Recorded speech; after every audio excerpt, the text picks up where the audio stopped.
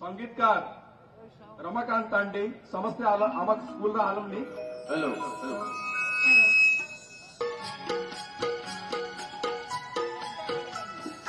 आमको बहुत बड़ा गोटाए सुजोग आसी विशेष करी आम ओडिशा पाई आमर ये अंचल पाई आज आम आमर केंद्र शिक्षा मंत्री को आम गहण पाई एवं ता सहित मध्य आज से संबलपुर प्रतिनिधित्व करुछंती यही समय रे आमको मध्य गोटाए सुजोग मिला जो थे कि विगत दिन मानक गोटाए प्रतिबंधक थिला नूतन शिक्षा नीति 2020 को ए अंचल बा ओडिशा रे लागू करिया पई गत सरकार तांको चाहू नथिले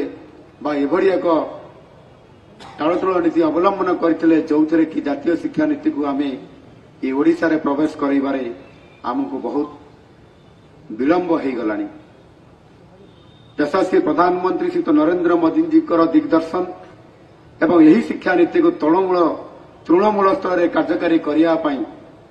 आज आम देशर शिक्षा मंत्री श्री धर्मेंद्र प्रधान जी योजनाबद्ध भाव निरंतर भाव यह फोकस करिसा रे किभଳି भाव जो 5 वर्ष रु अधिक समय है पछई जाइछि किभଳି भाव ताकू राज्यर अन्य देशर अन्य राज्य मान सहित समताल ताल देकर ओडिशा को त्वरित पर्यायर आगक नेवाई से निरंतर भाव आज ओडिशा सरकार सहित आमको सहयोग हाथ बढ़ाइबा सहित आमको परामर्श